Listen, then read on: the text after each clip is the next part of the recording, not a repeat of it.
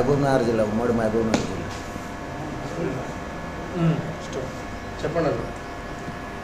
రాజశేఖర రెడ్డి ఉన్నప్పుడు ఉమ్మడి మహబూబ్నగర్ జిల్లాకు నాబార్డు చైర్మన్ చేసిన ఆయన చనిపోయిన తర్వాత జగనన్న వెంబడి బయటికి వెళ్ళేసి వచ్చినాము. ఆ తర్వాత ఏమైందంటే సరే జగనన్న ఇక్కడ వచ్చినాక తెలంగాణ ఏర్పడట్లా మేము అక్కడనే ఉన్నాము, జగనన్న దాంట్లోనే ఉన్నాము, అక్కడ నుంచే పోటీ చేసుకుంటున్నాం, సరే వీళ్ళు అయినప్పుడు వస్తాడు కదా అని చెప్పి.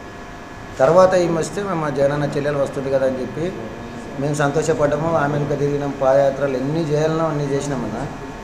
అయితే లాస్ట్కి మా నామినేషన్ రేపు 3 రోజులు ఉందనగా పార్టీ ఫండ్ 3 లక్షలు ఇస్తే కూడా తీసుకున్నారు ఒకరొకరు. నేనే ఇచ్చిన 3 లక్షలు. రేపు నామినేషన్ లాస్ట్ ఉంది, దీపం చేతికి ఇచ్చినాక కూడా. కానీ ఇంత మోసం చేస్తుందని మేము అనుకోలేదు. తెలంగాణలోనే పుట్టినా ఇక్కడనే పిల్లలు పెరిగిండ్రు, ఇక్కడనే పుట్టినా ఇక్కడనే సంసారం ఉంది, నేను ఇక్కడనే ఉంటా తెలంగాణ గురించి అన్నది. మళ్ళీ తర్వాత ఆంధ్రాకి వచ్చి మళ్ళీ ఇక్కడనే పిల్లలు పుట్టిండ్రు, ఇక్కడనే ఉంటాను ఇక్కడ చెప్తారు. కాబట్టి ఇటువంటి చెల్లెలు దేశంలో ఎవరికి ప్రపంచంలో ఉండదు. కాబట్టి ఆంధ్ర ప్రజలు కూడా బాగా ఆలోచన చేసి మేమే మోసపోయినాం, ఇక్కడ కూడా ఇలాంటి పరిస్థితుల్లో మోసపోకుండా కొన్ని కోట్ల రూపాయలు పెట్టినామన్న. నేనే పెట్టినా, భూములు అమ్ముకొని పెట్టినాం. సరే పైసల గురించి అని కాదు, ఉంటుందేమో పోటీ చేస్తామేమో, ఈ కుటుంబం అనుకున్నాం, మేము పార్టీ నమ్మి ఉండలేము కాబట్టి ఏమనుకున్నాం కాబట్టి అనుకున్నాం. కానీ ఎంత మోసం చేసిందంటే అంత మోసం అన్న. చివరకు లాల్ దర్వాజాకు బోనాల పండుగలు తీసుకురమ్మంటే తీసుకుపోయినాము. బోనం ఎత్తుకోదన్న, అక్కడ నుంచి ఎల్లగొట్టే పరిస్థితి వచ్చింది మాకు హైదరాబాద్లో. బోనం తీసుకోదాడు, తెలంగాణ సంప్రదాయం ప్రకారం బోనం ఎత్తుకోవాలి, పిలిచిండ్రు, అందరు ఎత్తుకుంటాం. కానీ బోనం మూలంగా ఎత్తుకోలేదు. అటువంటి మనిషి మీరు ఎక్కడన్నా చూడండి, పాదయాత్రలో 2 సంవత్సరాలు చేసింది కదా, ఒక్క అంబేద్కర్కి ఎక్కడన్నా దండ వేసిందా? వెయ్యనే కనీసం కింద మాత్రమే వేపిస్తుంది. అటువంటి మూర్ఖురాలు ఈమె. కాబట్టి మన ఎట్టి పరిస్థితుల్లో కూడా ఇక్కడ వాళ్ళు కూడా నమ్మొద్దని చెప్తున్నాం. అంటే ఏ విధంగా నష్టపోయారు? డబ్బుల పరంగా నష్టపోయినాము. ఖర్చు అంతా మేము కూడా ఎమ్మెల్యేలం అవుతాము. పార్టీ అధినేత రాజశేఖర రెడ్డి బిడ్డ వచ్చింది, జగనన్న చెల్లెలు వచ్చింది. ఆ గౌరవంతోనే ఏమనకుండా 3 సంవత్సరాలు వెంటనే ఉన్నాం. ప్రతి దానికి ఖర్చులు పెట్టుకున్నాం. కానీ పాదయాత్ర చేస్తే కొడంగల్లో మీకు వీడియో క్లిప్పింగ్ చూపిస్తా. రాఖీ పౌర్ణమి ఉందన్న, మా చెల్లెలు ఎంపీ మైనవది. అయితే రాఖీ పౌర్ణమి ఉంది, కొడంగల్లో పాదయాత్ర నడుస్తుంది. రాఖీ కట్టమంటే కట్టండి, జగనన్న మనిషి కదా అని చెప్పి కొండ రాఘవరెడ్డి నేను జర బాగా ఇక్కడ ఉంటాం, మారే ప్రసక్తి ఉండదు, మేము స్టార్ట్ చేసినాం. అయితే నువ్వు జగనన్న మనిషి కదా, అక్కడనే పోయి భారతమ్మతో కట్టించుకునే పరిస్థితికి వచ్చిందంటే రాఖీ కట్టలేదన్న. అసలు ప్రపంచంలో అంటే ఇంకోటి జన్నకే కట్టినామే మాకెంత కడుతుంది కానీ ఇటువంటి చెల్లెలు ఉన్నప్పుడు. కాబట్టి ఈమె ఎంత మోసం అంటే అంత మోసం అన్న. ఎక్కడ కూడా ఈమె గురించి పార్టీ పెట్టినాక ఈమె డిస్టర్బ్ చేసినాక ఒక 50-60 మంది చనిపోయింది. ఎవరిని పరామర్శించి ₹1 కూడా ఇవ్వలేదు. అటువంటి వ్యక్తి మనకి ఈమెను మాత్రం ఏపీ ప్రజలు ఎట్టి పరిస్థితులు నమ్మొద్దని చెప్తున్నాము. రాబోయే ఎలక్షన్లో మేము చాలామంది తెలంగాణకి వెళ్ళి వచ్చి ఈమె ఎక్కడ ప్రచారం చేస్తుందో అక్కడ మేము వెంబడే ఉంటాము అని చెప్పి మీడియా మిత్రులకు సభముఖంగా చెప్తున్నాం. మేము చెప్పేది చాలా తక్కువ చెప్పిండు ఆయన. వెనుక ఉన్నాం కాబట్టి వస్తే ఇది మాట్లాడి అసలు మేము తెలంగాణకు వస్తుందంటే నేను కూడా సజ్జల రామకృష్ణారెడ్డి అంటే కొంచెం చిన్న పరిస్థితి వస్తుంది కదా, మంచిగా వస్తుందా చెప్పు వస్తుందంటే సరే మన జగనన్న చెల్లెలే కదా పొండి అంటే చెప్తే ఆ రోజు అడిగిపోయి జాయిన్ అయినాం. ఈమె స్టార్టింగ్ వచ్చిన రోజే దగ్గర 15-20 లక్షల రూపాయలు ఖర్చు పెట్టి స్వాగతం చెప్పినాం. ఇటువంటి మూర్ఖాలు ప్రపంచంలో ఎక్కడ కూడా ఉండదు. అసలు వీళ్ళు కూడా ఎటువంటి పరిస్థితులను అమ్మరారు.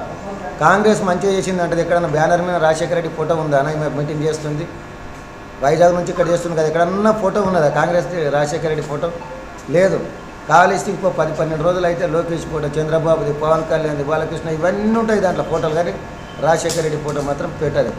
కాబట్టి ఆంధ్ర ప్రజలు వీళ్ళు ఎట్టి పరిస్థితుల్లో నమ్మొద్దని వేడుకుంటున్నాం. మేము వచ్చే ఎలక్షన్లకి ఇక్కడ తెలంగాణకి వెళ్ళి వచ్చి ఆమె ఎక్కడ ప్రచారం చేస్తుందో ఎక్కడ నిలబడుతుందో అక్కడనే చేస్తాం. మేము కూడా దానికి తయారయ్యే ఉన్నాం. ఇంకా కొద్ది రోజులు టైం ఉంది, 10-15 రోజులు అయితే తెలంగాణ నామినేషన్ వస్తారు. నామినేషన్ ఆమెను ఎక్కడ గెలవనీయకుండా మా జాతకం అంతా ప్రతి కాన్స్టిట్యున్సీలో తిరిగి చెప్తాం. అక్కడ మా గురించి పెట్టుకున్న వాళ్ళం ఇంత మోసం చేసి వస్తే మేము ఇక్కడ ఎందుకు మిమ్మల్ని కూడా పాడు చేస్తుంది. కాబట్టి ఆమె మీకు అర్థమైతే లేదా నా ఒక్కసారి తెలంగాణలో పుట్టిన తెలంగాణ ఆంధ్రపక్క వచ్చింది చుక్క నీరియాను కథ నాకు అసలు ఏమని అట్లే అడుగు పెట్టనిచ్చింది, అసలు అడిగే పెట్టనియకూడదు ఇక్కడ. అటువంటి మోసం.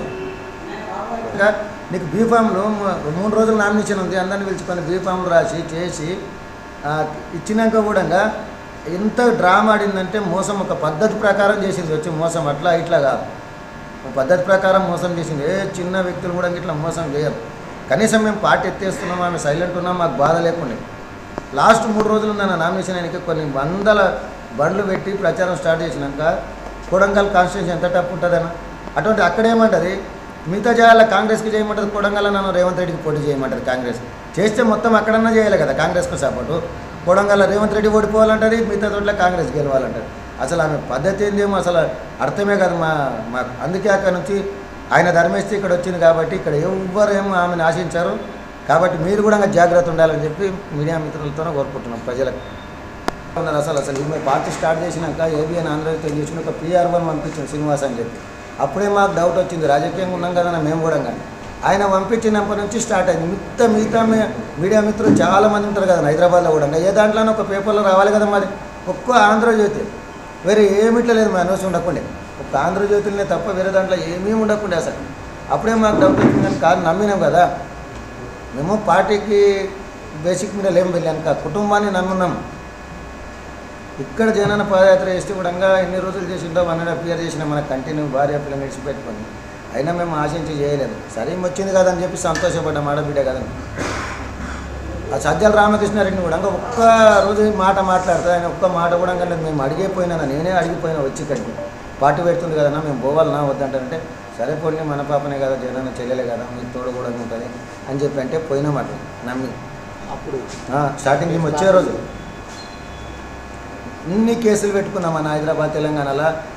చిన్న వాళ్ళు కూడా పరిస్థితి లేదు. ఎటువంటి వాళ్ళు కూడా 30-40 లక్షలు పెట్టుకొని రోడ్న పడ్డారు ఆడపిల్లలు కూడా. పుస్తకాలు అమ్ముకొని చేసి ఆశ అనేది ఉంటుంది. సర్పంచ్ అవుతామా, వార్డు మెంబర్ అవుతామా అనే ఒక ఆశ అయితే ఉంటుంది.